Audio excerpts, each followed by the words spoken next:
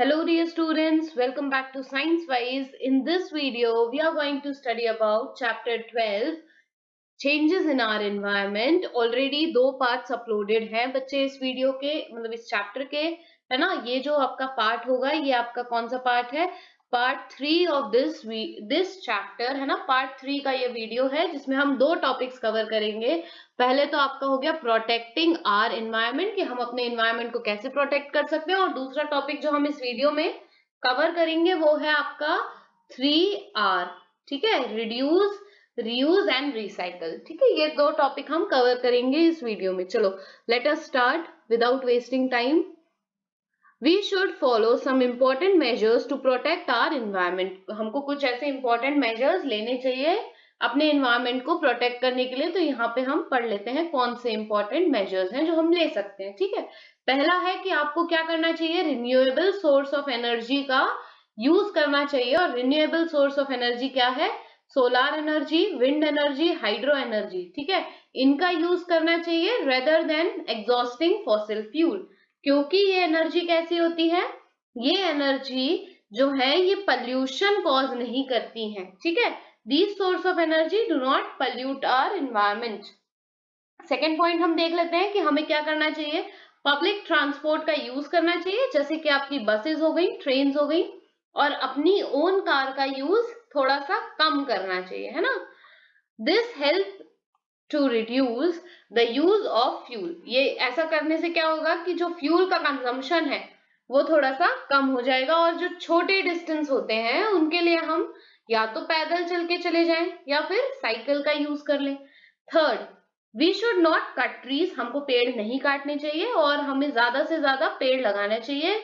It means we should grow more and more tree, क्योंकि ये जो प्लांट्स हैं ये क्या करते हैं, ये कंजर्व करते हैं आपकी प्लांट्स एंड वाइल्ड लाइफ को। ठीक है, और ट्रीज जो है वो यूटिलाइज करते हैं किसको बच्चे, कार्बन डाइऑक्साइड को फोटोसिंथेसिस की प्रोसेस में। ठीक है, और जो ऑक्सीजन है उसको रिलीज करते हैं। ठीक है, फोर्थ पॉइंट हम देख लेते हैं, we should encourage the use of LED light. इसका मतलब हमको एलईडी लाइट्स यूज करनी चाहिए और मर्क्यूरी लाइट नहीं यूज करनी चाहिए, क्योंकि मर्क्यूरी लाइट क्या करती है, आपका पॉल्यूशन कॉज करती है जब हम उसे डिस्पोज करते हैं तब।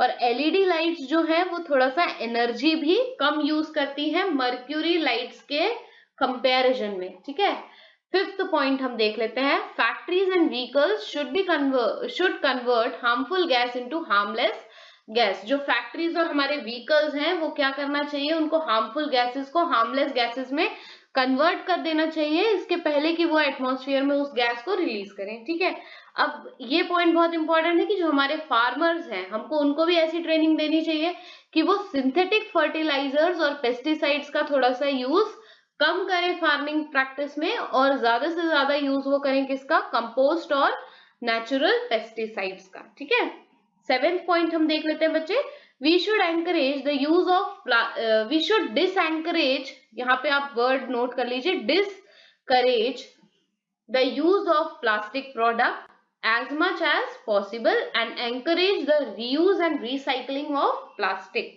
ठीक है, अब इट इज अ फैक्ट में ये दिया गया है कि दो ऑर्गेनाइजेशंस हैं। कौन से दो ऑर्गेनाइजेशन, WWF और IUCN। ठीक है, WWF का फुल फॉर्म हो गया है आपका वर्ल्ड वाइल्ड लाइफ फंड, और IUCN का फुल फॉर्म हो गया है international union for conservation of nature and natural resources. इन दोनों ऑर्गेनाइजेशन ने क्या किया है, सिर्फ काम किया है कंजर्वेशन ऑफ फॉरेस्ट और वाइल्ड लाइफ। ठीक है, इस पर ये दो यूनियंस जो हैं, या हम बोलते हैं दो ऑर्गेनाइजेशंस जो हैं, वो इसी पे काम कर रहे हैं। अब हमारा जो नेक्स्ट टॉपिक है वो क्या है बच्चे, रिड्यूस, रीयूज एंड रिसाइकल। ठीक है, हमको क्या करना चाहिए, जो हम डिस्पोज कर देते हैं ना, प्लास्टिक, मेटल, ग्लास, ये सब, इसको क्या करना चाहिए, हमें डिस्पोज नहीं करना चाहिए। किसको, metal, glass, paper, plastic items. ठीक है, इनको हमको डिस्पोज नहीं करना चाहिए लैंडफिलिंग्स में, हमको इनको रिसाइकल कर लेना चाहिए। किसको, पेपर को, ग्लास को, प्लास्टिक को, और आपके मेटल को, है ना। अब ये पॉइंट बहुत अच्छा है बेटा, आप 4th क्लास से 5th क्लास में आए हो, है ना, आपके 4th क्लास की नोटबुक्स जो है उनके कुछ पेजेस बाकी रह गए होंगे, तो वो आपको कैसे यूज करना चाहिए, उसको आपको यूज कर लेना चाहिए रफ वर्क के लिए, ठीक है। तो फर्स्ट पॉइंट बहुत अच्छा दिया गया है, we should reuse the empty pages of the use notebook for the rough work. Second point देखते हैं हम, we should reuse the containers or other storage box made up of plastic, glass और metal in different ways।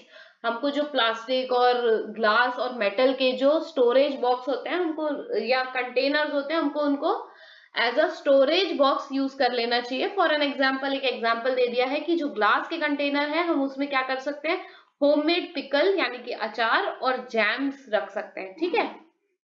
फिर third point हम देख लेते हैं, we should sell the old newspaper, हमको पुराने न्यूज़पेपर और जो ओल्ड मेटल के आइटम्स हैं उसको क्या कर देना चाहिए, सेल आउट कर देना चाहिए, किसको, कबाड़ी वाला को। क्यों, क्योंकि जो कबाड़ी वाले भैया होते हैं वो क्या करते हैं बेटा, रिसाइकलिंग के लिए ये सारे ओल्ड और ओल्ड मेटल आइटम्स और न्यूज़पेपर्स को क्या करते हैं, वो फैक्ट्रीज में ले जाते हैं। क्यों, क्योंकि वो रिसाइकल हो जाए, ठीक है।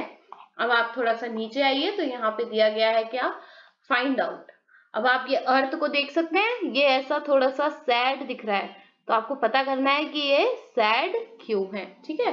तो what makes the earth sad and worried, right any 3 reason. तो आपको क्या करना है, इसके बारे में 3 रीजन लिखना है कि ये जो अर्थ है हमारी वो सैड क्यों है, ठीक है। फिर think and answer, think and answer में क्या दिया है, how does deforestation affect our environment, deforestation हमारे एनवायरमेंट को कैसे अफेक्ट करता है, इसके बारे में भी बच्चे आपको थोड़ा सा बताना पड़ेगा, ठीक है। तो hope so this video was very helpful to you, the chapter is almost clear to you by this video. If you have any doubt, just mention your doubts in comment section and stay connected with ScienceWise for more interesting chapter explanation videos and the book exercise. Thank you बच्चे।